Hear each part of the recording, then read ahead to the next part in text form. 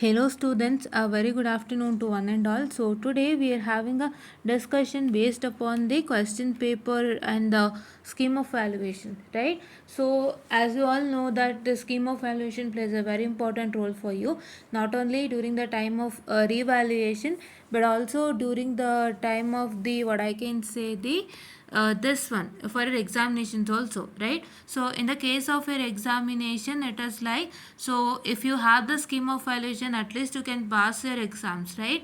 So pass your exams in the sense when you see the scheme of valuation you can understand how the question has come, how the question how to answer a particular question. I'm sorry, by the question paper you get to know how the question is coming. Along with that, if you see the answer for that particular question, so you get to know how the questions are coming for exams and how to attempt those questions for exam, right? So that is what is one important thing, and please to make sure that you're going to work on that particular scheme of evaluation without fail, right? How much a scheme of evaluation you get for this particular subject, please to try to understand and please to try to work it out without fail, so that it's very much helpful for you during the time of exam and you don't leave any part from that particular scheme of valuation whatever you see, right?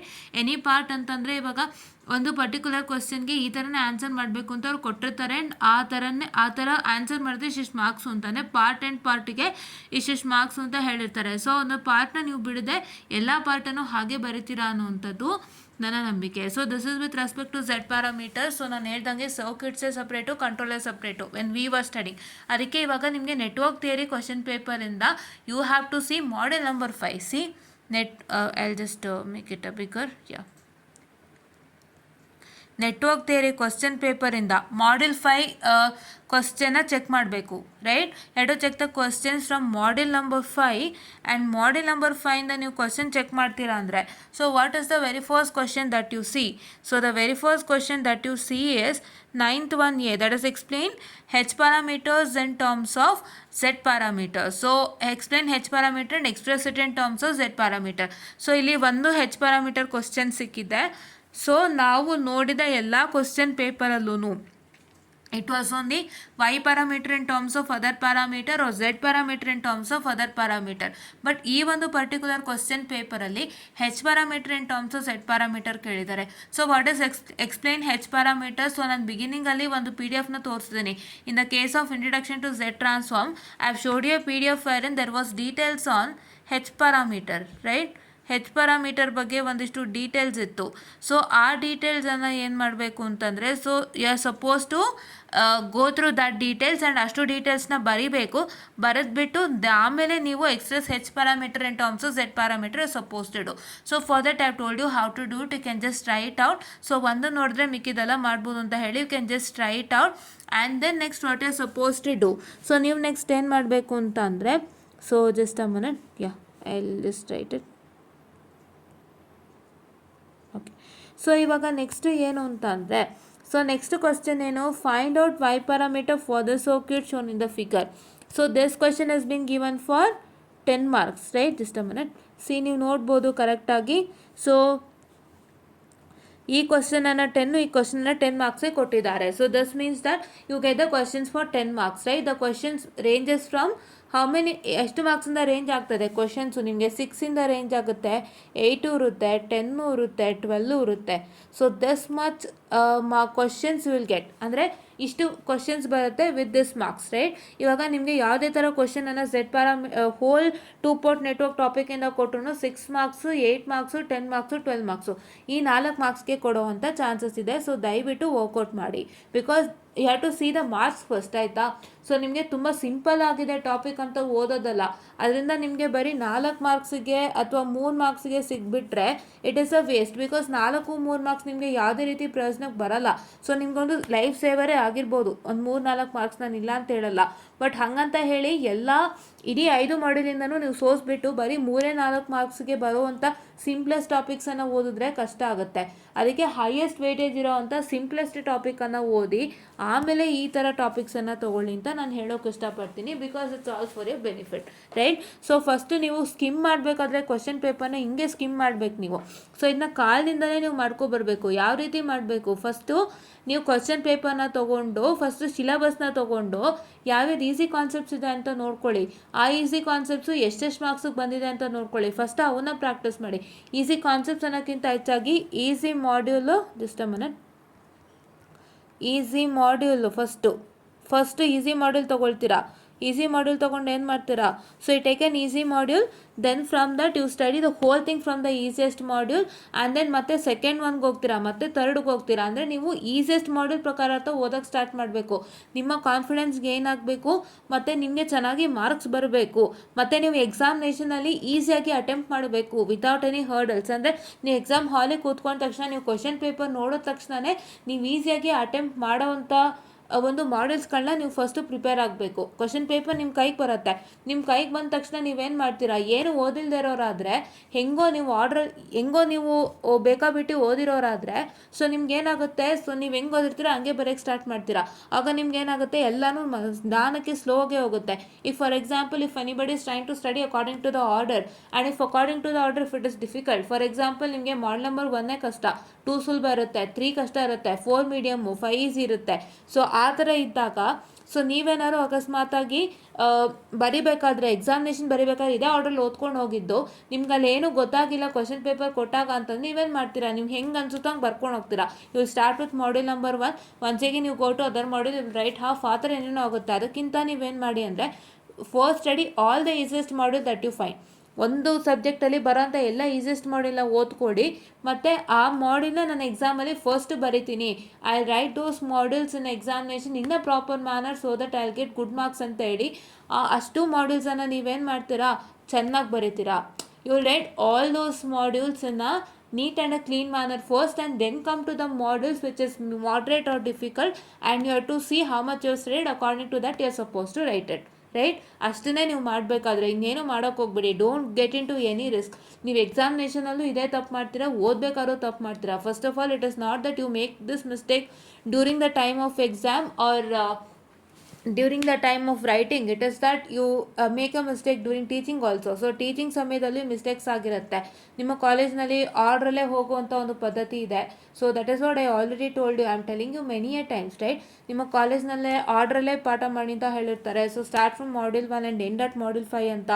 So ಆ ಥರನೇ ಅವ್ರು ಹೋಗ್ತಿರ್ತಾರೆ. But ಏನು ಗೊತ್ತಾ, ಅದರಲ್ಲಿ ಎಷ್ಟೋ ಸಮಸ್ಯೆಗಳಿದೆ. So ನಿಮಗೆ starting first ಮಾಡ್ಯೂಲೇ ಕಷ್ಟ ಆಗಿ, ನಿಮಗೆ ಅವರು ಫಸ್ಟ್ ಮಾಡ್ಯೂಲ್ ಅವರು ಹೇಳ್ಕೊಡ್ತಾ ಇರೋದೇ ನಿಮಗೆ ಗೊತ್ತಾಗದೆ, ನೀವು ಒಂಥರ you will become blank and you will think that what is she teaching, I am not getting, we are getting into confusion, this means that the subject is very difficult ಅಂತ ಹೇಳಿ ನೀವೇ ಏನೇನೋ ತಲೆಗೆ ಹಾಕೊಂಡ್ಬಿಟ್ರೆ ಆವಾಗ ಇಡೀ ಸಬ್ಜೆಕ್ಟ್ ನಿಮಗೆ ಕಷ್ಟ ಅಂತಲೇ ಅನ್ಸೋಕ್ಕೆ ಸ್ಟಾರ್ಟ್ ಆಗುತ್ತೆ. ಇವಾಗ for example, if anybody starts with module number 1 to teach, ಆಯಿತಾ? ಯಾರೊಬ್ಬರು ಮಾಡ್ಯೂಲ್ ನಂಬರ್ 1 ಸ್ಟಾರ್ಟ್ ಮಾಡಿದ್ರೆ ಟೀಚ್ ಮಾಡೋಕ್ಕೆ, ಅವ್ರು ಅಕಸ್ಮಾತ್ ಅದನ್ನ ಕ್ಲೀನಾಗಿ ಟೀಚ್ ಮಾಡ್ತಾ ಇಲ್ಲ, ಏನು ಅವ್ರು ಹೇಳೋದು ಗೊತ್ತಾಗ್ತಾ ಇಲ್ಲ ಅಂತಂದಾಗ, ಸೊ ನಿಮ್ಗೆ ಇದೇನು ಅರ್ಥ ಆಗ್ತಿಲ್ಲ ಅಂತ ಹೇಳಿ ಒಂದು ಮಾಡ್ಯೂಲಿಂದ ಇಲ್ಲಿ come to conclusion that it's a difficult subject, right?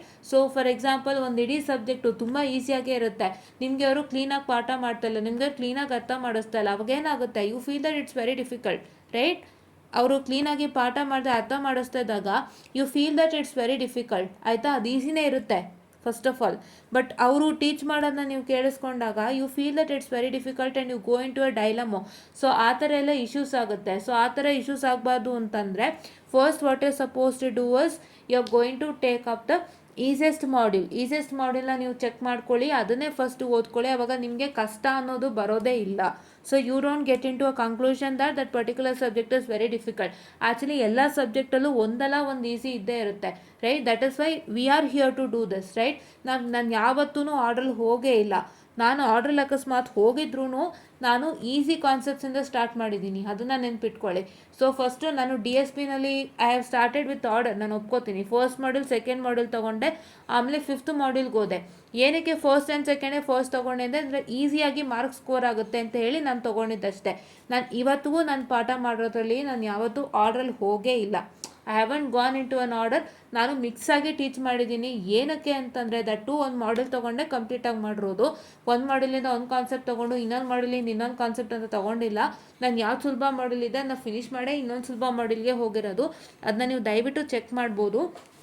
So why this methodology I use this because ನಿಮಗೂ ಕಾನ್ಫಿಡೆನ್ಸ್ ಬರಲಿ, ನೀವು ಯಾವುದೇ ಥರದ ಸಬ್ಜೆಕ್ಟನ್ನು ನಿಮಗೂ ಕಷ್ಟ ಅಂತ ಅನ್ನಿಸ್ದೇ ಇಲ್ಲಿ ಅಂತ ಒಂದು ರೀಸನ್ಗೆ ನಾವು ಈ ರೀತಿ ಪ್ಲಾನ್ ಮಾಡಿಕೊಂಡು ಈ ರೀತಿ ಒಂದು ಮೆಥಡಾಲಜಿನ ಅಡಾಪ್ಟ್ ಮಾಡ್ಕೊಂಡಿದ್ದೀವಿ. ಸೊ ಇದೇ ಮೆಥಡಾಲಜಿನ ನೀವು ಟೀಚಿಂಗಿಂದನೇ ನಿಮ್ಗೆ ಅಡಾಪ್ಟ್ ಆಗಿದ್ದೆ ಆದರೆ so your examination will be more easier than enough, right? So ನಾವು ಟೀಚಿಂಗಲ್ಲೇ ಅಡಾಪ್ಟ್ ಮಾಡ್ತಾ ಇದ್ದೀವಿ. ಇದನ್ನೇ ನೀವು ಫಾಲೋ ಮಾಡಿಕೊಂಡು ಎಕ್ಸಾಮಿನೇಷನ್ಗೆ ನೀವು ಇದೇ ರೀತಿ ಪ್ರಾಕ್ಟೀಸ್ ಮಾಡಿಕೊಂಡು ಈಸಿಯೆಸ್ಟ್ ಮಾಡ್ಯೂಲ್ನೆಲ್ಲ ಪ್ರಾಕ್ಟೀಸ್ ಮಾಡಿಕೊಂಡು ನೀವು ಎಕ್ಸಾಮ್ಗೆ ಹೋಗೋಕ್ಕೆ ಮುಂಚೆ, ಒಂದು ಸಬ್ಜೆಕ್ಟು ಬರೆಯೋಕ್ಕೆ ಮುಂಚೆ ನೀವೇನು ಮಾಡಬೇಕು ಅಂತಂದರೆ, you are suppose to make sure that you are going to learn some of the models in a neat and clean manner, right? ನೀವು ಎಕ್ಸಾಮ್ಗೆ ಹೋಗೋಕ್ಕೆ ಮುಂಚೆ ನಾನು ಎಕ್ಸಾಮಿನೇಷನ್ ಹಾಲಲ್ಲಿ ನಾನು ಈ ಮಾಡೆಲ್ಸ್ನೇ ಫಸ್ಟ್ ಅಟೆಂಪ್ಟ್ ಮಾಡ್ತೀನಿ ಅಂತ ನೀವು ಡಿಸೈಡ್ ಮಾಡಿಕೊಂಡು ಅದಕ್ಕೆ ನೀವು ಪ್ರಿಪೇರ್ ಆಗಿ ಹೋಗಿರಬೇಕು. That is what I am supposed to do first. So if you have 3 modules as an easy, so first ನಾನು ಆ 3 ಮಾಡ್ಯೂಲ್ನೇ ಅಟೆಂಪ್ಟ್ ಮಾಡ್ತೀನಿ ಅಂತ ಹೇಳಿ ಆ 3 ಮಾಡ್ಯೂಲ್ನಲ್ಲಿ ಬರೋವಂಥ ಎಲ್ಲ ಪಾಸಿಬಿಲಿಟಿಯನ್ನು ಪ್ರಾಕ್ಟೀಸ್ ಮಾಡಿ ಆ 3 ಮಾಡ್ಯೂಲನ್ನೇ ನೀವೇನು ಮಾಡಬೇಕು, ಆ 3 ಮಾಡ್ಯೂಲನ್ನೇ ನೀವು ಚೆನ್ನಾಗಿ ಓದ್ಕೊಂಡು ಹೋಗಿ ಆ 3 ಮಾಡ್ಯೂಲೇ ಫಸ್ಟ್ ಅಟೆಂಪ್ಟ್ ಮಾಡಬೇಕು, ಆಮೇಲೆ ಉಳಿಯೋದನ್ನ ಅಟೆಂಪ್ಟ್ ಮಾಡಬೇಕು. ನೀವು ಆ ಥರ ಪ್ರಾಕ್ಟೀಸ್ ಮಾಡ್ಕೊಂಡು ಹೋಗಿ ನಿಮ್ಮ ಎಕ್ಸಾಮ್ ಯಾವುದೇ ಕಾರಣಕ್ಕೂ ಕಷ್ಟ ಆಗಲ್ಲ, ಆಯಿತಾ? ಸೊ ಎಕ್ಸಾಮ್ ಅಂದಿದ ತಕ್ಷಣ ಸುಮ್ಮನೆ ಬ್ಲಾಂಕಾಗಿ ಓದೋದಲ್ಲ. So the methodology, the way you have to study for exams is very different and the way you have to study is very different and the way you have to get your teachings done is also very different. So ನಾವು ಟೀಚಿಂಗಿಂದನೇ ಅದನ್ನ start ಮಾಡ್ತಾ ಇರೋದ್ರಿಂದ so ನಿಮಗೆ ತುಂಬ ಸುಲಭ ಆಗುತ್ತೆ, ನಿಮಗೂ ಕಾನ್ಫಿಡೆನ್ಸ್ ಗೇನ್ ಆಗುತ್ತೆ, ನಿಮಗೂ ಯಾವ ಮಾಡ್ಯೂಲ್ ಸುಲಭ ಅಂತ ಗೊತ್ತಾಗುತ್ತೆ. And don't believe into any words ಅಷ್ಟೇ. ಯಾರೋ ನಿಮಗೆ ಈ ಸಬ್ಜೆಕ್ಟ್ ಕಷ್ಟ ಇದೆ, ಇದು ತುಂಬ ಸುಲಭ ಇಲ್ಲ, ಇದನ್ನ ಮಾಡೋಕ್ಕೆ ಆಗಲ್ಲ ಅಂತ ಯಾರಾದರೂ ಹೇಳಿದ್ರೆ ದಯವಿಟ್ಟು ನಂಬೇಡಿ. Because that subject is with respect to an individual perspective, right? Individual perspective ಇರುತ್ತೆ. ಆ ಪರ್ಟಿಕ್ಯುಲರ್ ಇಂಡಿವಿಜುವಲ್ಲು ಓದಿದಾಗ ಅವ್ರಿಗೆ ಆ ಸಬ್ಜೆಕ್ಟ್ ಹೇಗೆ ಅನಿಸುತ್ತೋ ಅದೇ ರೀತಿ ಇನ್ನೊಬ್ರಿಗೆ ಅನಿಸಲ್ಲ.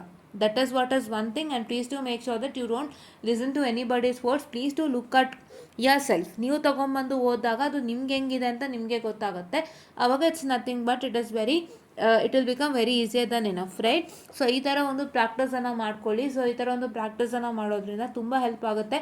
ಇವಾಗಲೂ ನಿಮ್ಮ ಕಾಲ ಮಿಂಚಿಲ್ಲ.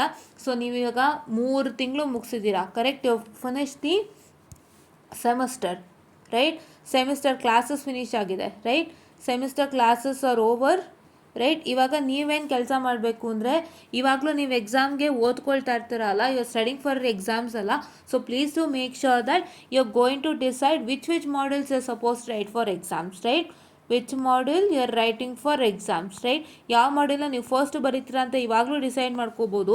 ಆ ಮಾಡ್ಯೂಲ್ಸ್ಗಳನ್ನ ಡಿಸೈಡ್ ಮಾಡಿಕೊಂಡು ನೀವು ಆ ಮಾಡ್ಯೂಲ್ಸ್ನೇ ಫಸ್ಟು ಪ್ರಿಪೇರ್ ಆಗ್ಬೋದು. ಇವಾಗಲೂ ನೀವು ಇಡೀ ಒಂದು ಸಬ್ಜೆಕ್ಟ್ನ ನೀವು ನೋಡಿರೋದ್ರಿಂದ ಕಾಲೇಜಲ್ಲಿನೇ ಸೊ ನಿಮಗೆ ಗೊತ್ತಾಗಿರುತ್ತೆ ಯಾವ್ದು, ಅಥವಾ ನಮ್ಮ ವೀಡಿಯೋಸ್ನ ಯಾರು ನೋಡುತ್ತಾರೋ ಅವರಿಗೂ ನಾನು ಸೇರಿಸೇ ಹೇಳ್ತಾ ಇದ್ದೀನಿ. So one who sees our video also they will get to know how many modules are easier and ಯಾವ್ಯಾವ ಮಾಡ್ಯೂಲ್ ಓದಬೇಕಂತ ನಿಮ್ಗೆ ಆಲ್ರೆಡಿ ಗೊತ್ತಾಗಿರುತ್ತೆ. ಸೊ ಆ ಈಸಿಯೆಸ್ಟ್ ಮಾಡ್ಯೂಲ್ನ ಓದ್ಕೊಂಡು ಅದನ್ನೇ ನೀವು ಬರೀಬೇಕು ಅಂತ ಇವಾಗಲೂ ಪ್ಲ್ಯಾನ್ ಹಾಕ್ಕೋಬೋದು. ಆವಾಗ ನಿಮ್ಮ ಎಕ್ಸಾಮಿನೇಷನ್ ತುಂಬ ಸುಲಭ ಆಗುತ್ತೆ ಅಂತ ನಾನು ಹೇಳೋದಕ್ಕೆ ಇಷ್ಟಪಡ್ತೀನಿ. ಆ್ಯಂಡ್ ಅದರಿಂದಾಗಿ ನಿಮ್ಮ ಇವ್ಯಾಲ್ಯೂಯೇಷನ್ ಪ್ರೋಸೆಸ್ಸು ಈಸಿ ಆಗುತ್ತೆ. ಸೊ ನೀವು ಕರೆಕ್ಟಾಗಿ ಬರೆದಿದ್ದವರು ಒಳ್ಳೆ ಮಾರ್ಕ್ಸನ್ನು ಕೊಡ್ತಾರೆ. ಸೊ ಒಳ್ಳೆ ಒಂದು ರಿಸಲ್ಟೆಂಟ್ ನಿಮಗೆ ಸಿಗುತ್ತೆ. ಅದನ್ನು ನೀವು ಅರ್ಥ ಮಾಡಿಕೊಂಡು ಚೆನ್ನಾಗಿ ಪ್ರಾಕ್ಟೀಸ್ ಮಾಡಿ, right? You have to crack to crack your exams, that's it. ಇದರಲ್ಲಿ ನಿಮಗೆ ಬರೋವಂಥದ್ದು 6 subject. That is one is nothing but your CCN, computer communication network or computer networks, embedded system, M&A, that is microwave theory and antenna, your digital electronics and your the CMOS VLSI design. So ಈ ಥರ ಸಬ್ಜೆಕ್ಟ್ಸ್ಗಳು ನಿಮ್ಮ electronics and communication ಕಂಪನಿಯ ಇಂಟರ್ವ್ಯೂಗೆ ಬರುವಂತಹ ಒಂದು questions, ಅಂದರೆ ಈ ಒಂದು ಸಬ್ಜೆಕ್ಟ್ಸಿಂದ ಬರೋವಂಥ questions. ಈ ಸಬ್ಜೆಕ್ಟ್ಸ್ನ ನೀವು ಈಸಿಯಾಗಿ ಪಾಸ್ ಮಾಡ್ಕೊಂಡು ಹೋಗಿ. ಈ ಸಬ್ಜೆಕ್ಟ್ಸ್ ಅಷ್ಟು ಲೆಕ್ಕಾಕಿಲ್ಲ. ಇವಾಗ ನೀವು if you want to go for a software company also you have C++, Java, Python ಈ ಥರದ್ದೇ ಕಲ್ತ್ಕೊಳ್ತೀರಾ. ಸೊ ಹಂಗಾಗಿ ಈ ಸಬ್ಜೆಕ್ಟಲ್ಲಿ ಈ ಒಂದು particular electronics and communication or ಟೆಲಿಕಮ್ಯುನಿಕೇಷನಲ್ಲಿ ಯಾವ ಒಂದು ಸಬ್ಜೆಕ್ಟ್ಸ್ಗೆ ಒತ್ತು ಕೊಡಬೇಕು ಅಂದರೆ ಇಷ್ಟು ಸಬ್ಜೆಕ್ಟಿಗೆ ಮಾತ್ರ ಇವನ್ನೆಲ್ಲ ಈಸಿಯಾಗಿ ಪಾಸ್ ಮಾಡ್ಕೊಳ್ಳೋಕೆ ಟ್ರೈ ಮಾಡಿ. ಸೊ ಅದಕ್ಕೆ ಇಷ್ಟು ಟಿಪ್ಸ್ ಆ್ಯಂಡ್ ಟ್ರಿಕ್ಸನ್ನು ಹೇಳಿದ್ದು ಆಲ್ರೆಡಿ ನಾನು ತುಂಬ ಸಲ ಹೇಳಿದ್ದೀನಿ, ಬಟ್ ಇವಾಗಲೂ ಹೇಳ್ತಾ ಇದ್ದೀನಿ. ಯಾಕೆಂದರೆ if anybody gets this video so they will also get to know without fail, right? ಇವಾಗಲೂ ಸಮಯ ಮಿಂಚಿಲ್ಲ. ಇವಾಗಲೂ ಈಸಿಯೆಸ್ಟ್ ಮಾಡ್ಯೂಲ್ ಗುರ್ತು ಹಾಕ್ಕೊಂಡು ಓದೋಕ್ಕೆ ಸ್ಟಾರ್ಟ್ ಮಾಡಿ. ಅದನ್ನೇ ಎಕ್ಸಾಮಿಗೆ ಬರೆಯೋಕ್ಕೆ ಬರೆಯೋಕ್ಕೆ ರೆಡಿ ಮಾಡ್ಕೊಳ್ಳಿ. ಅದನ್ನೇ ಫಸ್ಟ್ ಎಕ್ಸಾಮಿಗೆ ಬರೀರಿ, ಬರೆದ್ಬಿಟ್ಟು ಆಮೇಲೆ ನೀವು ಬೇರೆ ಮಾಡ್ಯೂಲ್ಸನ್ನು ಬರೆಯೋಕ್ಕೆ ಸ್ಟಾರ್ಟ್ ಮಾಡಿ. ಆವಾಗ ನಿಮ್ಮ ಮಾರ್ಕ್ಸು ಈಸಿಯಾಗಿ ಗೇನ್ ಆಗುತ್ತೆ, ನಿಮಗೆ ಯಾವುದೇ ರೀತಿ ಟೆನ್ಷನು ಮತ್ತು ಯೋಚನೆ ಇರೋದಿಲ್ಲ. So this is what is I always tell you. So ಇದೆಲ್ಲ ಎಕ್ಸ್ಪೀರಿಯನ್ಸ್ಡ್. ಸೊ ಇವನ್ನೆಲ್ಲ ನಾವು ಎಕ್ಸ್ಪೀರಿಯನ್ಸ್ ಮಾಡಿದ್ರೆ ನಿಮ್ಗೆ ಹೇಳೋದು. We can just tell by words, because experience ಮಾಡಿದ್ರೆ ಸುಮ್ಮನೆ ಹೇಳಿದ್ರೆ ಸೊ ನಮ್ಗೆ ಅದು ಲಾಸ್ ಅಲ್ವಾ. ಸೊ ಅದಕ್ಕೆ ನಾವು ಮಾಡಬೇಕು. We should not do all this for that, right? So that is why we are here to tell you our experiences and make sure that you will also not face that issues, right? ಇವಾಗ ನಿಮಗೆ ಈ particular question ಎಷ್ಟು ಕೊಟ್ಟಿದ್ದಾನೆ? 10 marks ಕೊಟ್ಟಿದ್ದಾನೆ. This particular question is given for 10 marks. So ನಾವು let me teach you this question and let me see how the question is been divided and how many marks is allotted for each and every parts of the question, right? So ಈಗ ಅದನ್ನ start ಮಾಡ್ತೀನಿ. I'll just open that question. See, ಈ ಥರ ಇರುತ್ತೆ scheme of valuation. You can see here it's been signed by VTU, that is VTUಲೇ sign ಆಗಿರುತ್ತೆ. So ಇದನ್ನು ನೀವು ನೀಟಾಗಿ ಒಂದು ತಗೊಳ್ಳಿ. So if it is possible, I'll share it now itself in the description box below, right? So ಅಲ್ಲೂ ನೋಡ್ಕೋಬೋದು. ಇಲ್ಲಾಂದರೆ you can get in many of the VTU groups, right? VTU ಗ್ರೂಪ್ಸಲ್ಲಿ ನಿಮಗೆ ಸಿಗತ್ತೆ. ಸೊ ದಯವಿಟ್ಟು ಅದನ್ನು ನೀವು ಫಾಲೋ ಮಾಡಿ ಅಂತ ಹೇಳ್ತಾ, sir I'll just share it in the community also. So please do make sure that you look at my community without fail. ಈಗ already ತುಂಬ ಜನ ಕೊಟ್ಟೋಗಿರತ್ತೆ ಇವೆಲ್ಲ. So it's been shared by many of the groups and ಒಂದು ಒಬ್ಬರಿಂದ ಒಬ್ರಿಗೆ share ಆಗ್ತಾನೆ ಇರುತ್ತೆ. ಸೊ ದಯವಿಟ್ಟು ಅದನ್ನು ಅಟ್ಮೋಸ್ಟ್ ಉಪಯೋಗಿಸ್ಕೊಳ್ಳಿ. ಸೊ ಅದನ್ನು ನಾವು ತೋರಿಸ್ತಾ ಇರೋ ಕಾರಣ ನಿಮಗೆ ಹೆಂಗೆ ಅಟೆಂಪ್ಟ್ ಮಾಡಬೇಕು ಅನ್ನೋದು ಗೊತ್ತಾಗಲಿ ಅನ್ನೋವಂಥ ಒಂದು ಭಾವನೆ ನಮ್ಮದು. So I am trying to showcase this to you without fail. And ನಾವು ಒಂದು ಏನು ಪ್ಲಾನ್ ಹಾಕ್ಕೊಟ್ಟಿದ್ದೀವಿ ಸರ್ಕ್ಯೂಟ್ಸ್ ಆ್ಯಂಡ್ ಕಂಟ್ರೋಲ್ಸ್ ಪಾಸ್ ಮಾಡೋಕ್ಕೆ, ಆ ಪ್ಲಾನ ಪ್ರಕಾರ ಆಗ್ತಾನೆ ನೀವು ವರ್ಕೌಟ್ ಮಾಡ್ಕೊಳ್ಳಿ. ಆ ಪ್ಲಾನ ಪ್ರಕಾರ ಆಗ್ತಾ ಇವಾಗ ನಾವು Z ಟ್ರಾನ್ಸ್ಫಾರ್ಮ್ ಹೇಳಿ ಮುಗಿಸ್ಕೊಡ್ತೀನಿ. ಸೊ ಅವಾಗ ನಿಮ್ಗೇನಾಗುತ್ತೆ, ಸೊ ಮಾಡ್ಯೂಲ್ 1 and 2 ಅಲ್ಲಿ ಅರ್ಧ ಆಗುತ್ತೆ. ಸೊ ಇನ್ನು ರೂಟ್ ಲೋಕಸ್ ಒಂದು ನಾವು ಫಿನಿಶ್ ಮಾಡಿಕೊಟ್ರೆ, ಸೊ ರೂಟ್ ಲೋಕಸ್ ಮತ್ತು ಸ್ಟೇಟ್ ವೇರಿಯಬಲ್ ಅನಾಲಿಸಿಸಲ್ಲಿ ಏನು ಕ್ವೆಶನ್ಸ್ ಇದೆ ಅದನ್ನು ನಿಮಗೆ ಫಿನಿಶ್ ಮಾಡಿಕೊಟ್ರೆ ಸೊ ನಮ್ದು ಅರ್ಧ ಕೆಲಸ ಮುಗಿಯುತ್ತೆ. And it is nothing but you can easily pass your exams without fail, right? So ಇವಾಗ ನಮಗೂ ಕಡಿಮೆ ಟೈಮ್ ಇರೋದ್ರಿಂದ ನಮಗೂ ಸ್ವಲ್ಪ ಬಿಸಿ ಸ್ಕೆಡ್ಯೂಲಿಂದಾಗಿ I couldn't do more and more videos. So ಅದಕ್ಕಾಗಿ ನಾವೇನು ಮಾಡಿದ್ವಿ ಅಂತಂದರೆ, so I just made sure that I would be what I can say, I would be doing how much ever it is possible. And ಅದರಿಂದ ನಿಮಗೆ ಒಂದು ಒಳ್ಳೆ marks ಸಿಗಂಗಾಗಲಿ ಅಂತ ನಾವು ವರ್ಕ್ ಮಾಡ್ತಾ ಇದ್ದೀವಿ, right? This is what is I am doing it. And ನಾವು let me start with this particular topic. And ನಾವು you can see this particular question. So according to this particular question, so now let us apply what KCL at node 1. So ಈ ಕ್ವಶನ್ಗೆ ನಾವೇನು ಮಾಡ್ತಾ ಇದ್ದೀವಿ, we are trying to apply KCL at node 1. So if we try to apply KCL at node 1, so then what's that going to happen? ಇವಾಗ ಇಲ್ಲಿ ಏನಾಯಿತು ಅಂತಂದರೆ, so ಇಲ್ಲಿ ನಾವು y11 y12 y21 y22ಗೇನೋ ಇತ್ತಲ್ಲ. So what is that? It's nothing but your what is your y11? So your y11 is nothing but it's is equal to the I1 by V1 for V2 is equal to 0.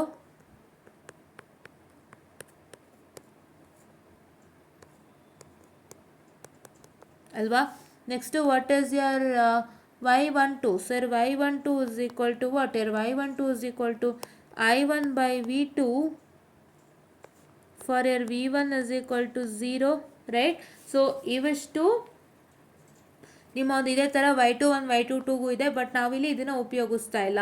V are not making any other things 0 or 0, right? ಇವಾಗ V1 ಅಥವಾ V2ನ ನಾವು 0 ಮಾಡ್ತಾ ಇಲ್ಲ. ಇಲ್ಲಿ ನಾವೇನು ಮಾಡ್ತಾ ಇದ್ದೀವಿ, we are just applying a direct KCL. So ಇಲ್ಲಿ ಅವ್ನು ಹೇಗೆ ಮಾಡಿದ್ದಾನಂದರೆ ಡೈರೆಕ್ಟ್ KCL ಅಪ್ಲೈ ಮಾಡಿಬಿಟ್ಟು as got an equation say 4V1 - 3V2 which is equal to I1.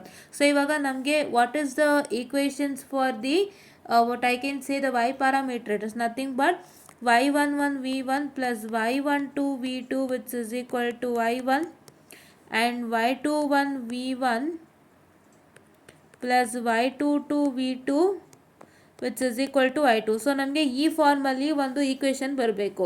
So ಅದು ನಿಮಗೆ ಇಲ್ಲಿ ಬರ್ತಾ ಇದೆ. ಸೊ ಅದಕ್ಕೋಸ್ಕರ ಅವರು ಯಾವುದೇ ರೀತಿಯ ಒಂದು V1 ಅಥವಾ V2 ಅನ್ನು ಅವ್ರು ಏನು ಮಾಡ್ತಾ ಇದ್ದಾರೆ, V1 ಅಥವಾ V2 ಅನ್ನು ಅವರು ಯಾವುದೇ ರೀತಿ 0 ಮಾಡ್ತಾ ಇಲ್ಲ. ಸೊ ಒಂದು ಸಿಂಪಲ್ ಅವರು ಒಂದು KCL ಅಥವಾ KVL ಅನ್ನು ಹಾಕಿರೋದ್ರಿಂದ, mean like if they are applying the by applying the simple KCL itself. So they are going to find out this y parameter. That too ಅವರು ಕೆ ಸಿ ಎಲ್ನ ಅಪ್ಲೈ ಮಾಡಿ y ಪ್ಯಾರಾಮೀಟ್ರನ್ನ ಅವ್ರು ಹಾಕಿದಾಗ so ಅಲ್ಲಿ ಅವ್ರಿಗೆ ಏನಾಗ್ತಾ ಇದೆ ಅಂತಂದರೆ it is nothing but they are getting the equation in terms of V1 V2 and I1 it self. ಇಲ್ಲಿ ನೋಡ್ಬೋದು V1 ಇದೆ, V2 ಇದೆ, I1 ಇದೆ. ಸೊ ಅದಕ್ಕೆ ಅವರು ಡೈರೆಕ್ಟಾಗಿ ಕೆ ಸಿ ಎಲ್ ಅನ್ನು ಅಪ್ಲೈ ಮಾಡ್ತಾ ಇದ್ದಾರೆ, right. That is what is a suppose to understand, right. When you see the figure on the you will get to know. ನೋಡಿ ಇಲ್ಲಿ ಬಂದಿರೋ ಈಕ್ವೇಷನ್ ಅಲ್ಲಿ ನೋಡಿ V1 ಇದೆ, here is also V1, there was a V2, here is also V2, and here is I1, here is also I1 present. So that means that this equation is satisfying the equations of two port that is y parameter. So ಈ equation y parameter equation ಗೆ ಇದು match ಮಾಡಿದಾಗ ಏನಾಗುತ್ತೆ, you will get y11 as 4 and y12 as -3, ಕರೆಕ್ಟಾ? ಅದೇ ಬರ್ತಿದೆ ಅಲ್ವಾ ನಿಮಗೆ? So that is what is the what I can say the answer for this particular question, right. ಅದನ್ನ ಹೀಗೆ ಮಾಡಬೇಕು. ಸೊ ಅದಕ್ಕೆ ಈ ಥರ ಮಾಡಿದ್ದಾರೆ. ಸೊ ಅವರಲ್ಲಿ ಏನು ಮಾಡಿದ್ದಾರೆ ಅಂತಂದರೆ, ನಾವು ಮಾಡಿರೋವಂಥ ನೆನ್ನೆ ಲೆಕ್ಕ ನಾವು ರಿಲೀಸ್ ಮಾಡಿರೋವಂಥದ್ರಲ್ಲಿ ಸೊ ನಾವೇನು ಮಾಡ್ಕೊಂಡ್ವಿ, we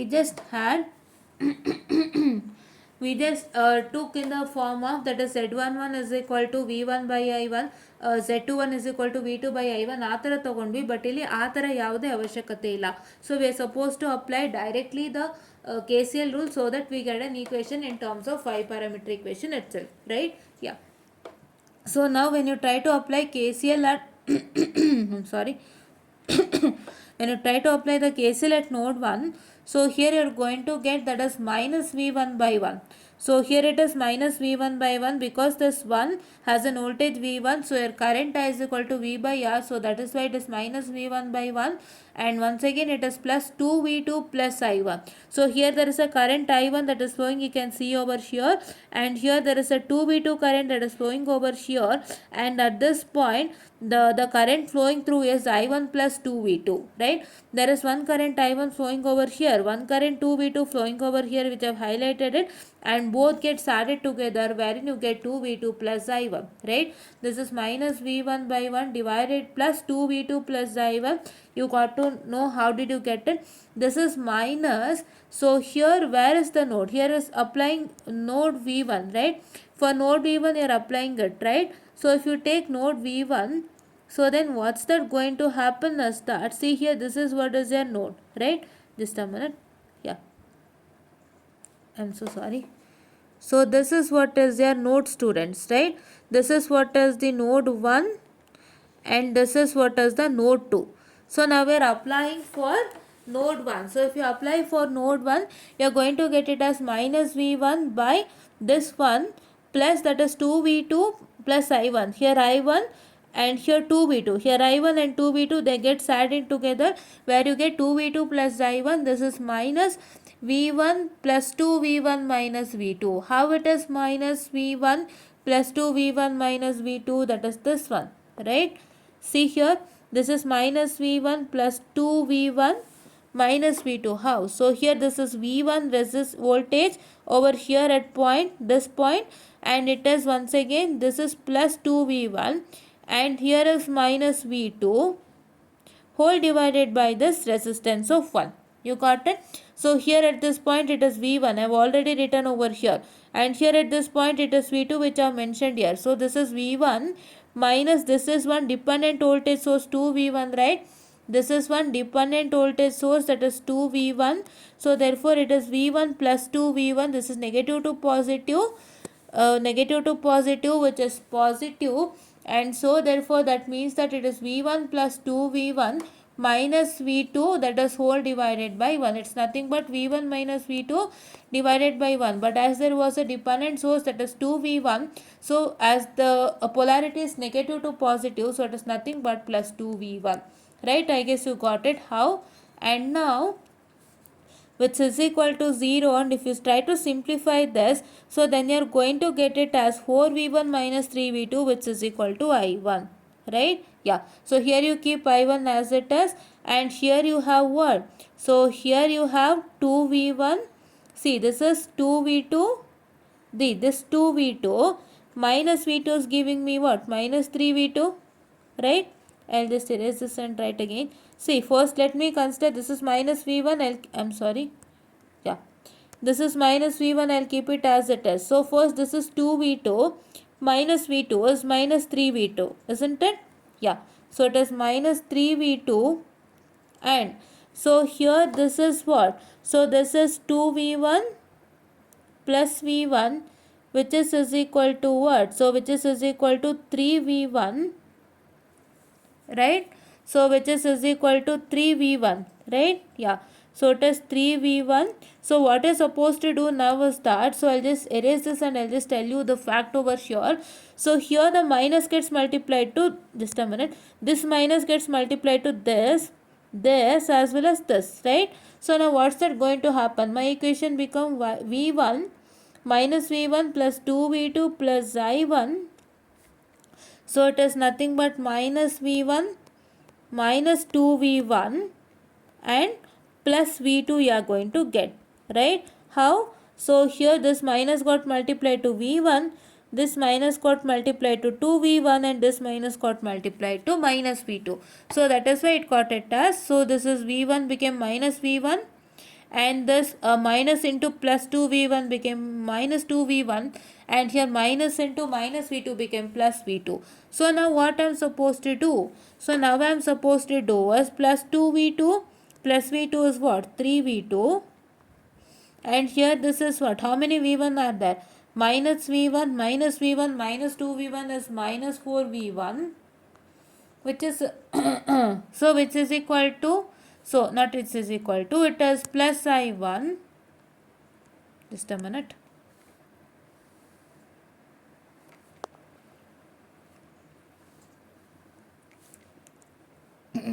plus I1 which is equal to 0, right? Yeah. So now I'll keep my I1 here as it is and I'll just shift this particular, that is 3v2 minus 4v1 to the equal side. If I do that, I get, what does I get? I get I1 is equal to plus 4v1 minus 3v2. So this is what is the equation. We got it over here where here, just a minute, we got this equation over here, right?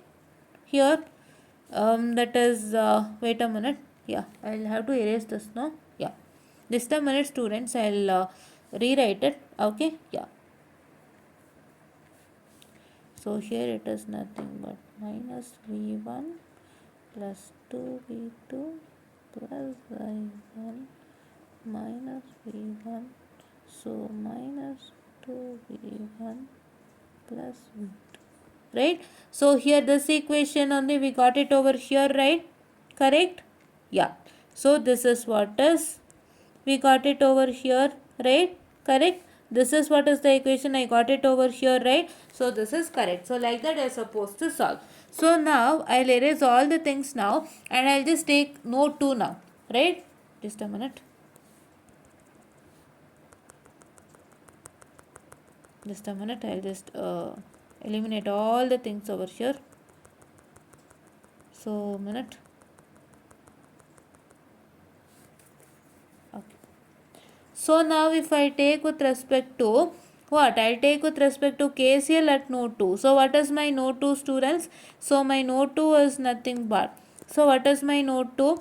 My node 2 is nothing but this part is node 2, right? According to my node 2, I have my current as I2 minus V2 by 1. So this V2 divided by 1 because this 1 ohm resistance is having an voltage of V2. So that's why it is minus V2 divided by 1. Once again it is minus V2 minus 2v1.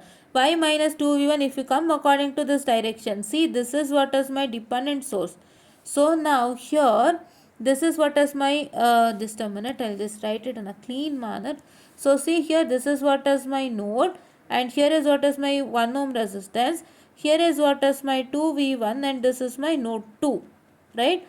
Node 2, node 1, this is 1 ohm and this is 2v1. So now for the first one I came on this direction, right? So according to this direction I had v1 minus what I can say, that is a 2v1, Why v1, that is I had what I can say that plus 2v1. Why plus 2v1? Because here it was negative to positive. What is negative to positive? It is positive. So that is why I got it as 2v1. Now what is that going to happen as I am coming in this direction. I am coming from v2 minus v1, right? For my v2 minus v1, if I come from v2 and end at v1, so this is v2 here, and it is once again here it is what? It is positive to negative. If I come in this direction, e direction li bandre positive to negative, so that is my negative. So it is my v2 minus 2v1, so that is minus v1 whole divided by 1. Right, this is what is the resultant. ನಿಮ್ಗೆ ಅರ್ಥ ಆಗಿದೆ ಅನ್ಕೋತೀನಿ. ನಾನು first v1 ಇಂದ v2ಗೆ ಬಂದಿದ್ದೀನಿ. ಇದು v1, ಇದು v2. So ನಾನು v1 ಇಂದ v2ಗೆ ಬಂದಿದ್ದೀನಿ. ನಾನು v1 ಇಂದ v2ಗೆ ಬರುವಾಗ ನನಗೆ ಇಲ್ಲಿ ನೆಗೆಟಿವ್ ಟು ಪಾಸಿಟಿವ್ ಎನ್ಕೌಂಟ್ರ್ ಆಯಿತು. ನಾನು ಪಾಸಿಟಿವ್ ತೊಗೊಂಡೆ. ಇವಾಗ ನಾನು v2 ಇಂದ v1 ಬರ್ತೀನಿ ಅಂದರೆ if I come from v2 to v1, I encountered positive to negative. That is why I write it as negative. Right? That is what is one important thing. So here it is v2 minus 2v1 minus v1, just a minute, v2 minus 2v1 minus v1 by 2 minus v1 by 1 which is equal to 0. ಕರೆಕ್ಟಾ? ಇವಾಗ ಇದು ಹೇಗೆ ಬರುತ್ತೆ? So how do you get this? So how do you get this is nothing but, so let me start solving it. Right? Yeah.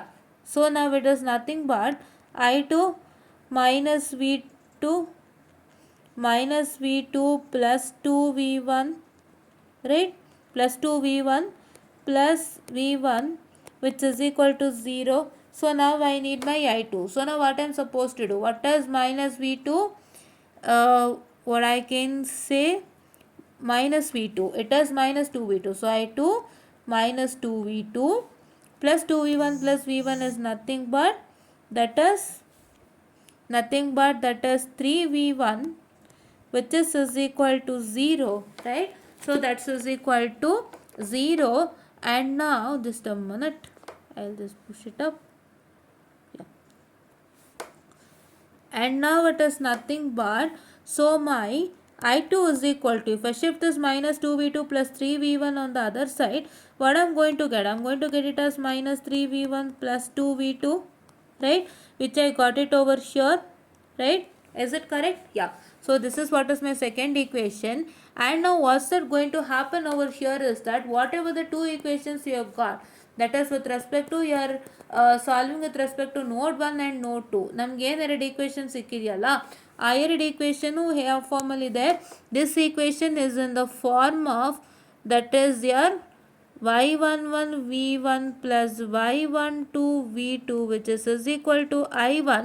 So if you compare with this equation, so then your v1 and v1 is matching, so y11 will become 4, and here your v2 is matching, so your y22 is equal to minus 3. So this is y11 and this is y12, right? So now same here, so I'll just write this in a simple manner. So it is already written over here, see. Okay, yeah. So second equation ಯಾವ ಫಾರ್ಮಲ್ಲಿ ಇದೆ? It is y21 v1 plus y22 v2 which is equal to i2, right? Here it is i2, ಅದಕ್ಕೆ i2 then equation ಇದೆ, ಅದೇ ಬರಿತಾ ಇದ್ದೀನಿ. ಇಲ್ಲಿ i1 ಇದೆ ಅಲ್ಲ, ಸೊ i1 ದೆನ್ ಈಕ್ವೇಷನ್ ಇದೆ, ಅದನ್ನ ಬರಿತಾ ಇದ್ದೀನಿ. ಸೊ ನಾವು if I write this, so what is my y21? It is minus 3, y22 is equal to 2, right? It's ulta, right? Yeah. So now this is what is for y parameter, finding out of y parameter. So now here he has also told to find out z parameter, right? ಇಲ್ಲಿ ಏನಾಗಿದೆ ಅಂತಂದರೆ, ನಾನು ನಿಮಗೆ question ಪೇಪರ್ನ ಈಗ ತೋರಿಸ್ತೀನಿ ನೋಡಿ. I just showcase the question paper. So question ಪೇಪರಲ್ಲಿ ಅವನು ಏನು ಹೇಳಿದ್ದಾನೆ, ಅವ್ನು ಯಾವುದೇ ಕಾರಣಕ್ಕೂ ನಿಮಗೆ ವೈ ಪ್ಯಾರಾಮೀಟರ್ ಮಾತ್ರ ಫೈಂಡ್ ಮಾಡಿ ಅಂತ ಹೇಳಿದ್ದಾನೆ. There is no Z parameter told that, right? But ಇವರಲ್ಲಿ ಏನು ಮಾಡಿದ್ದಾರೆ, in the case of scheme of valuation is also told you to find out the Z parameter. That means there is a element missing, right? ಒಂದು element miss ಆಗಿದೆ. ಅವರು Y and Z parameter find out ಮಾಡಿ ಅಂತ ಹೇಳಬೇಕಾಗಿತ್ತು ನಿಮಗೆ, but ಅವ್ರು ಏನು ಮಾಡಿದ್ದಾರೆ ಹೇಳೇ ಇಲ್ಲ. ನಿಮಗೆ ಬರೀ ವೈ ಪ್ಯಾರಾಮೀಟ್ರ್ ಫೈಂಡ್ ಔಟ್ ಮಾಡಿ ಅಂತೇಳಿ 10 ಮಾರ್ಕ್ಸ್ಗೆ ಕೊಟ್ಬಿಟ್ಟು ಅವನು ಸ್ಕೀಮ್ ಆಫ್ ವ್ಯಾಲ್ಯೂಯೇಷನಲ್ಲಿ ನಿಮ್ಗೆ ಏನು ಮಾಡಿದ್ದಾನೆ, ಝೆಡ್ ಪ್ಯಾರಾಮೀಟರ್ನು ಫೈಂಡ್ ಔಟ್ ಮಾಡಿ ಅಂತ ಹೇಳಿದ್ದಾನೆ, ರೈಟ್? ಅಂತ ಹೇಳಿಲ್ಲ, has already solved it. he has already solved to find the z parameters, right? So ಹಾಗಾಗಿ ಸೊ ಅದಕ್ಕೋಸ್ಕರ ನೀವೇನು ಮಾಡ್ತೀರಾ ಅಂತಂದರೆ, so it is a parameters missing there. he should also tell that you have to find the z parameter, but ಅವರಲ್ಲಿ ಹೇಳಿಲ್ಲ. So that is why you are suppose to see through what are the parameters are missing, right? ಅದು ನಿಮಗೆ ಗೊತ್ತಾಗಲ್ಲ, ಯಾಕೆಂತಂದರೆ ನಿಮ್ಗೊಂದು ಕೊಟ್ಟರೆ so ನೀವು ಕಂಡುಹಿಡಿಯಲ್ಲ. ನೀವು ಬರೀ Y parameter ಬಂದ್ಬಿಡ್ತಲ್ಲಪ್ಪ, y11 y12 y21 y22 ಬಂತು ಅಂತೇಳಿ ನಿಲ್ಲಿಸ್ತೀರಾ. ಬಟ್ ಅವರಲ್ಲಿ ಸಾಲ್ವ್ ಮಾಡಿದಾರಲ್ಲ, as found out z parameter in terms of y parameter there, right? ಅಲ್ಲಿ ನೋಡಿದ್ವಿ, I will just showcase you ನಾವು. So it's also found out the z parameter in terms of y parameter.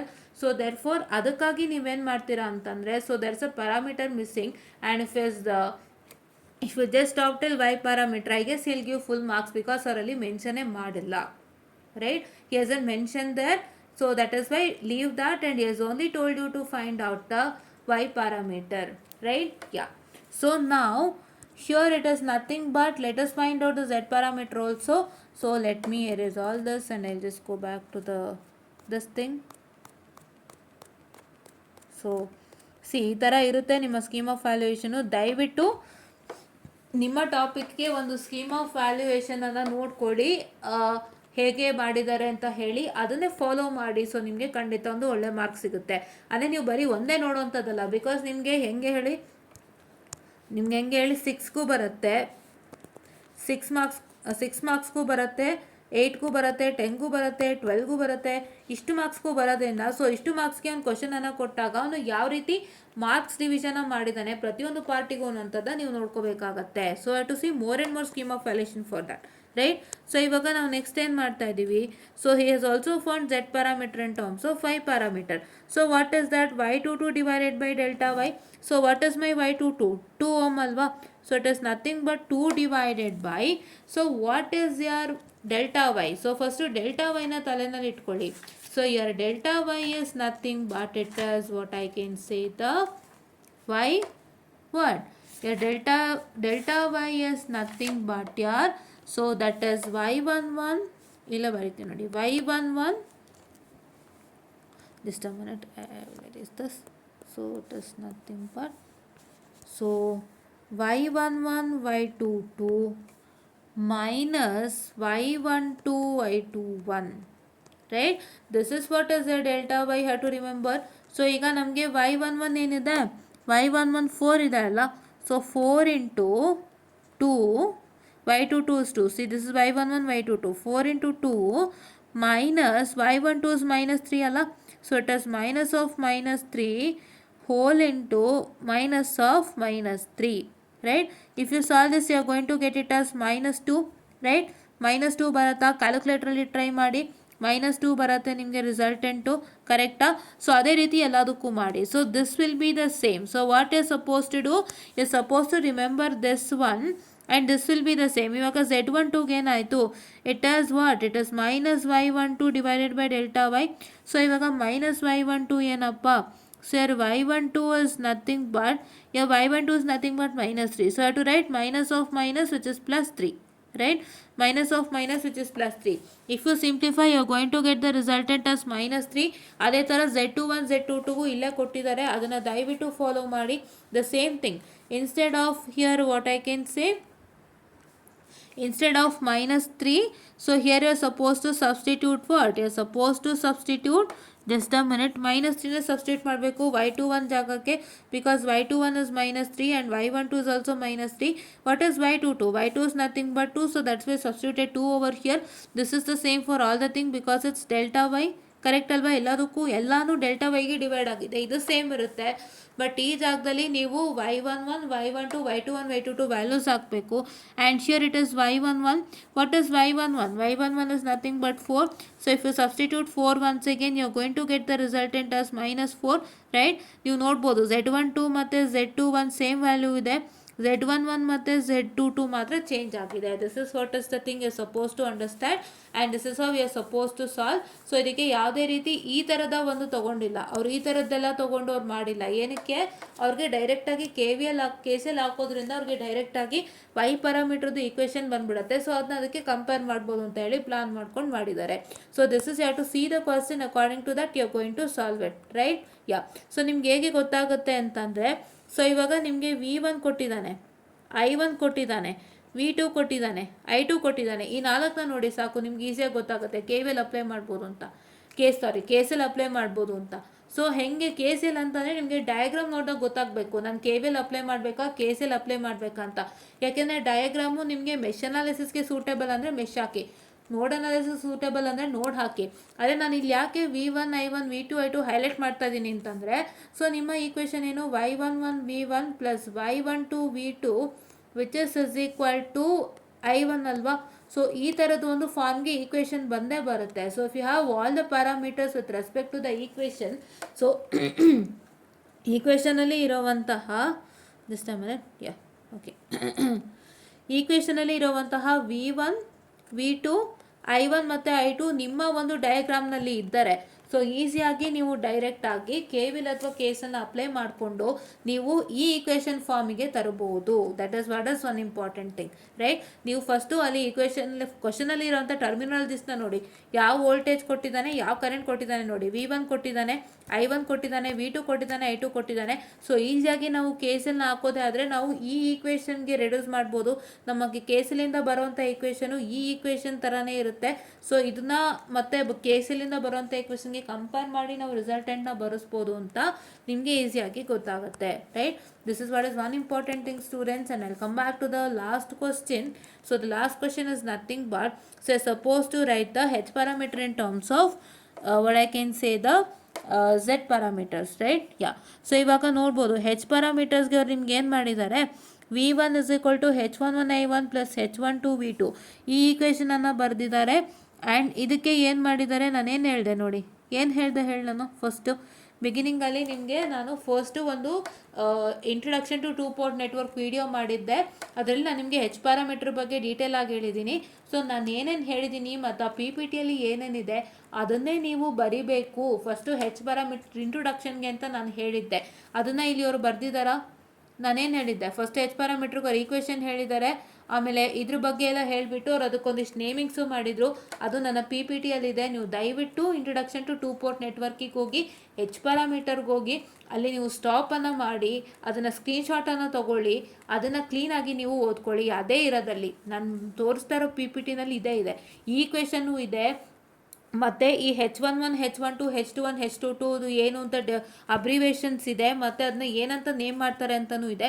ದಯವಿಟ್ಟು ನೀವಲ್ಲಿ check ಮಾಡ್ಕೊಳ್ಳಿ. H ಪ್ಯಾರಾಮೀಟ್ರಿಗೆ stop ಮಾಡಿ, ನಿಮಗೆ ಗೊತ್ತಾಗುತ್ತೆ PPTಯಲ್ಲಿ ಇವೆಲ್ಲ ಇದೆ, right? That is what I told you. Suppose write it for 5 marks and then in 5 marks ಯಾವುದು ಅಂತಂದರೆ H parameter in terms of Z parameters, right? So ಇದಕ್ಕೆ ಇರುವಂಥ ವ್ಯಾಲ್ಯೂನ ನೀವು ತಿಳ್ಕೊಳ್ಳಿ. ಇದು ನಮ್ಮ PPTಯಲ್ಲೂ ಇದೆ. ದಯವಿಟ್ಟು ಆ ವಿಡಿಯೋನ ನೋಡಿ, ಅಲ್ಲಿ ಖಂಡಿತ ಇಷ್ಟು ಸಿಗತ್ತೆ ನಿಮಗೆ. ಪ್ರಾಕ್ಟೀಸ್ ಮಾಡ್ಕೊಳ್ಳಿ. ಮತ್ತು H parameter in terms of Z parameter ಬಂದುಬಿಟ್ಟು ಇಲ್ಲಿ ಇದೆ. ಸೊ ಇದಕ್ಕೆ 5 marksನ್ನು ಹೇಳಿದ್ದಾನೆ, right? This is what is one important thing. And the next thing is nothing but, so next thing ಏನಪ್ಪ ಅಂತಂದರೆ, so it is nothing but you are suppose to take the next question. So next ಕ್ವಶನ್ದು marks distribution ಹೇಳ್ಬಿಡ್ತೀನಿ. So first ಅವನು Y parameter find out ಮಾಡೋಕ್ಕೆ 6 marksನ್ನು ಕೊಟ್ಟಿದ್ದಾನೆ. Z parameter in terms of Y parameter find out ಮಾಡೋದಕ್ಕೆ 4 marksನ್ನು ಕೊಟ್ಟಿದ್ದಾನೆ. ಇದು ನಾನು ಕ್ವಶನಲ್ಲಿ ಹೇಳಿಲ್ಲ, ಸೊ ಅದಕ್ಕೆ ದಯವಿಟ್ಟು ಇದನ್ನು ನೀವು ಹುಷಾರಾಗಿ ನೋಡ್ಕೊಳ್ಳಿ, ಆಯಿತಾ? ಕೆಲವೊಂದು ಕ್ವಶನಲ್ಲಿ ಹೇಳಿರಲ್ಲ, ಬಟ್ ಅದು ನಿಮಗೆ ಗೊತ್ತಾಗಲ್ಲ. ಯಾಕೆಂದರೆ ನೀವು ಅದನ್ನು ಕಂಡುಹಿಡಿಬೇಕಂದ್ರೆ ಅದು ಎಕ್ಸ್ಟ್ರಾ ಕೆಲಸ ಆಗುತ್ತಲ್ಲ, ನಿಮಗೇನೆ ಟೈಮು ಇದಾಗುತ್ತೆ. ಸೊ ಅದು ಹೇಳಿಲ್ಲದ್ರು ಕೊಟ್ಟಿರೋ ಕಾರಣ, so need to check it once without fail. And this is what is as about to tell you. So ಇದರಲ್ಲಿ ನಾವು ಹೇಗೆ ಆನ್ಸರ್ ಮಾಡಬೇಕು ಅನ್ನೋವಂಥದ್ದು ಗೊತ್ತಾಯಿತು. ಸೊ ಮತ್ತು ಒಂದು ಕ್ವಶನ್ ನಿಮಗೆ ಕಲ್ತಂಗೆ ಆಯಿತು ಕ್ವಶನ್ ಪೇಪರಿಂದ. ಅದು ಸ್ಕೀಮ್ ಆಫ್ ವ್ಯಾಲ್ಯೂಷನಲ್ಲಿ ಹೆಂಗೆ ಹೇಳಿದ್ದಾರೆ ಅದೇ ರೀತಿ ಕಲ್ತ್ಕೊಂಡ್ರಿ. ಮತ್ತು ತಿರ್ಗಾ ಹೆಂಗೆ ಮಾರ್ಕ್ಸ್ ಡಿಸ್ಟ್ರಿಬ್ಯೂಟ್ ಆಗಿದೆ ಅಂತ ತಿಳ್ಕೊಂಡ್ರಿ. ಮತ್ತು ಹೆಚ್ ಪ್ಯಾರಾಮೀಟರ್ ಡಿರೈವೇಷನು ಮತ್ತು ಅದರದ್ದು ಇಂಟ್ರೊಡಕ್ಷನ್ ಹೇಗೆ ಬರಿಬೇಕು ಅಂತಲೂ ಕಲ್ತ್ಕೊಂಡು ನಾನು ಹೇಳ್ದಂಗೆ ಇದೆ. ಅಲ್ಲಿ ನನ್ನ ಪಿ ಟಿಯಲ್ಲಿ ಏನಿದೆ, PDF ಅಲ್ಲಿ ಏನಿದೆ ಅದೇ ಇದೆ, ನೀವು ಚೆಕ್ ಮಾಡಿ ಅಂತಲೂ ಹೇಳಿದ್ದೀನಿ. Please to check it that without fail.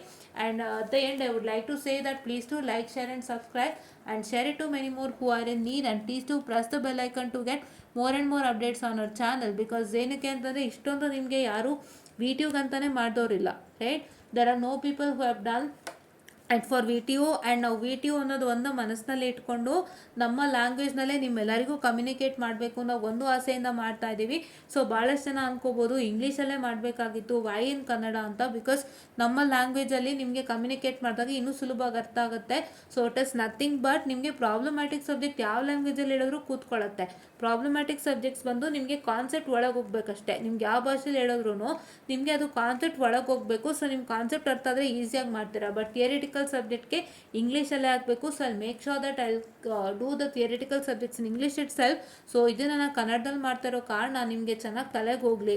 ನಮ್ಮ ಭಾಷೆಯಲ್ಲಿ ಹೇಳಿದಾಗ ನಿಮ್ಗೆ ಇನ್ನೂ ಚೆನ್ನಾಗಿ ಅರ್ಥ ಆಗುತ್ತೆ, ಅವಾಗ ಇನ್ನೂ ಚೆನ್ನಾಗಿ ಮಾಡ್ಬೋದು ಅನ್ನೋ ಒಂದು ಐಡಿಯಾ ಮೇಲೆ I just had start to this language. And this is what is as about to tell you students, and please to make sure that you watch this video without fail. And ಇದೇ ರೀತಿ ಇನ್ನೂ ಯಾವ್ದಾದ್ರು scheme of valuation ಬಂದರೆ ಅದನ್ನು ತೋರಿಸ್ತೀನಿ. Because ಅಲ್ಲೂ ಒಂದು question ಸಿಗುತ್ತೆ ನಿಮ್ಗೆ ಈ ಥರದ್ದು, ಆ್ಯಂಡ್ ಅಲ್ಲೂ ನೀವು ಪ್ರಾಕ್ಟೀಸ್ ಮಾಡ್ಬೋದು ಅಂತ ಹೇಳ್ತಾ I just wind up the session and thank you.